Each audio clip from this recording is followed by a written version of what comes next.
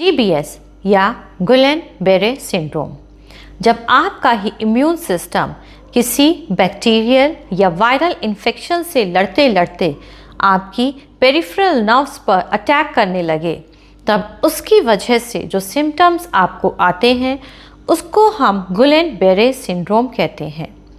अब तक ये GBS एक रेयर ऑटो इम्यून डिसऑर्डर था। आपको यह बहुत कम सुनने को मिलता था, लेकिन आजकल यह बहुत तेज़ी से फैल रहा है और इसका जो मुख्य कारण है वो है कंटैमिनेटेड वाटर। तो क्या उपाय करने चाहिए हमें इससे बचने के लिए?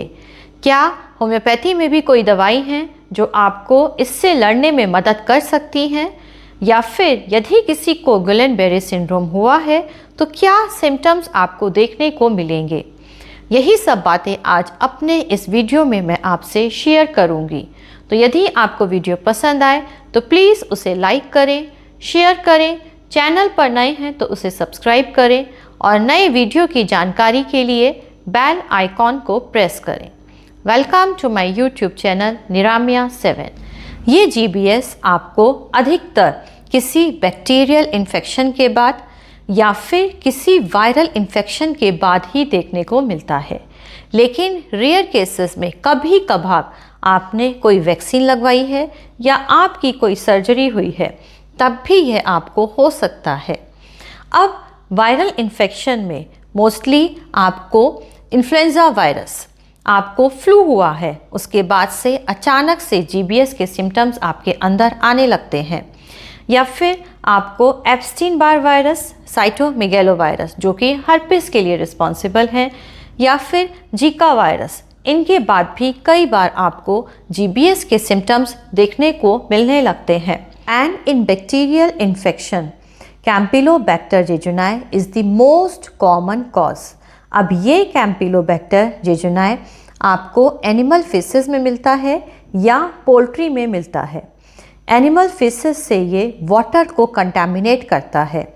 अब ये कंटामिनेटेड वाटर जब लोग पीते हैं तब उनको GBS के सिम्टम्स आने लगते हैं।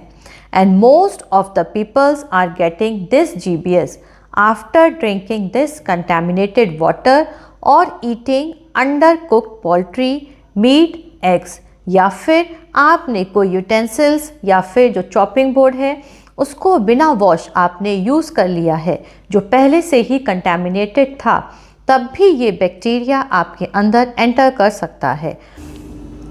Now what are the symptoms of this Guillain-Barré syndrome? So the first symptom of Guillain-Barré syndrome is muscle weakness, numbness और tingling। आपको कोई बैक्टीरियल या वायरल इन्फेक्शन हुआ है, उसके बाद आपके पैरों में बहुत ज़्यादा कमज़ोरी आने लगती है। ये कमज़ोरी इतनी ज़्यादा होती है कि आप चल भी नहीं पाते हैं। अब GBS में ये पैरालिसिस या ये जो कमज़ोरी है ये नीचे से ऊपर की तरफ आती है, जिसको हम असेंडिंग पैरालिसिस भी कहते हैं। सबसे पहले ये पैरालिसिस आपके पैरों में फील होता है, आप पैरों से चल नहीं पा रहे हैं। धीरे धीरे ये आपके हाथों तक आ जाती है, आप हाथ से कुछ काम नहीं कर पा रहे हैं, आपके हाथों में बहुत ज़्यादा कमज़ोरी फील होती है और फिर उसके बाद ये आपके फेस तक आती है। आपके फेस में भी पैरालिसिस के सिम्टम्स दिखने लगते हैं और यू कैन फेस नियर और total paralysis. Second is chest muscle weakness. Chest muscle weakness की वजह से आपको सांस लेने में या ब्रीदिंग में भी डिफ़िकल्टी होगी। थर्ड इज़ डिफ़िकल्टी स्वेलोइंग या डिफ़िकल्टी इन स्पीकिंग। आपको सांस लेने में या फिर कुछ स्वेलो करने में भी दिक्कत होगी। Fourth is difficulty in moving your eyes और विजन लॉस। आपको आँखों को मूव करने में दिक्कत हो या फिर आपका विजन लॉस भी हो सकता है। अब ये सब सिम्टम्स तब आते हैं जब आपकी पेरिफेरल नर्व्स पर अटैक होता है, यानी कि जब आपका इम्यून सिस्टम आपकी पेरिफेरल नर्व्स पर अटैक कर रहा है। लेकिन यदि यही इम्यून सिस्टम आपकी ऑटोनॉमिक नर्व्स, वो नर्व्स जो कि आपकी heart, blood pressure, breathing, digestion या यूरिनरी ब्लैडर को कंट्रोल करती हैं, उन पर अटैक करने लगे, then it can lead to life threatening complications. अब क्या GBS से बचने के कोई उपाय हैं? क्या आप इस GBS से बच सकते हैं? तो some measures you should take to prevent this GBS syndrome. पानी को उबाल कर पिएं। पानी को 100 डिग्री सेंटीग्रेड तक उबलने दें, उसको 2 मिनट तक कंटिन्यूस उबालें, फिर उसको ठंडा करें और उस पानी को आप पिएं।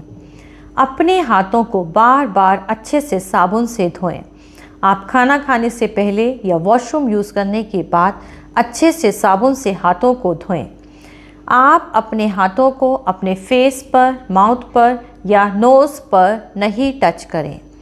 कोई भी कंटामिनेटेड सरफेस है उसको आप अच्छे से क्लीन करके, कोई यूटेंसिल्स हैं या कोई चॉपिंग बोर्ड है या फिर कोई भी चीज़ आप अच्छे से वॉश कर कर ही यूज़ करें। फोर्थ इज़ बाहर के खाने से बचें, specially under cooked poultry, egg, meat. यदि आपको खाना है आप घर पर लाएं, उसे अच्छे से पकाएं, तब उसे खाएं और फ्लू का वैक्सीन ज़रूर लगवाएं। अब क्या होम्योपैथी में कोई दवाई है जो यदि आपको फूड पॉइजनिंग हुई है, आपने बाहर का कुछ खा लिया है या आपने कोई कंटामिनेटेड वाटर लिया है, तो आपको प्रिवेंट कर सकती है GBS से? या यदि आपको GBS हो गया है तो कोई दवाई जो आपको GBS से, गुलेन-बेरी सिंड्रोम के सिम्टम से लड़ने में मदद कर सकती है? तो हाँ, first medicine is arsenic album. Arsenic album एक ऐसी होम्योपैथिक दवाई है जो यदि आपने कुछ बाहर का खा लिया है, आपको लग रहा है कंटैमिनेटेड वाटर या कंटैमिनेटेड फूड, आपको फूड पॉइजनिंग के सिम्टम्स आने लगे हैं, तब आप आर्सेनिक एल्बम 200 पोटेंसी में आप 15-15 मिनट पर 3 बार इसको अपनी टांग पर डालें और आप इस दवाई को डेली 15-15 मिनट पर 3 बार डेली इस दवाई को लें। इसके साथ साथ आप नक्स वोमिका को 30 पोटेंसी में लगातार लें। तो आर्सेनिक एल्बम 200 पोटेंसी में आपको 15-15 मिनट पर 3 बार लेनी है। उसके बाद आप नक्स वोमिका की 30 पोटेंसी की 2-2 बूंदें आप हर 2 घंटे पर अपनी टांग पर डालें। नेक्स्ट डे भी आप आर्सेनिक एल्बम 200 पोटेंसी में 15-15 मिनट पर 3 बार लें और नक्स वोमिका 30 पोटेंसी की 2-2 बूंदें आप हर 2 घंटे पर अपनी टांग पर डालें। तो ये दवाई आर्सेनिक एल्बम और जो नक्स वोमिका है, ये आपको फूड पॉइजनिंग से लड़ने में मदद करती है।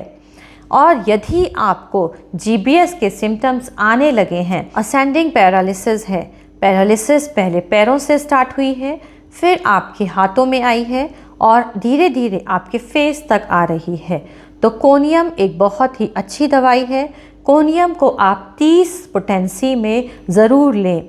तो कोनियम की 30 पोटेंसी की 2-2 बूंदें आप सुबह, दोपहर, शाम अपनी टांग पर डालें। कोनियम के साथ साथ कॉस्टिकम भी पैरालिसिस की एक बहुत ही अच्छी दवाई है। तो कॉस्टिकम की 30 पोटेंसी की भी 2-2 बूंदें आप सुबह, दोपहर, शाम अपनी टांग पर डालें। कोनियम और कॉस्टिकम दोनों ही पैरालिसिस की बहुत ही अच्छी दवाई हैं। तो वीडियो में बताई हुई बातों का ध्यान रखें, स्वस्थ रहें, जागरूक रहें। मैं अपने नए वीडियो में फिर आपसे मिलूँगी। तो आज का वीडियो यदि पसंद आया हो तो प्लीज़ उसे लाइक करें, शेयर करें, चैनल पर नए हैं तो उसे सब्सक्राइब करें और नए वीडियो की जानकारी के लिए बेल आइकॉन को प्रेस करें।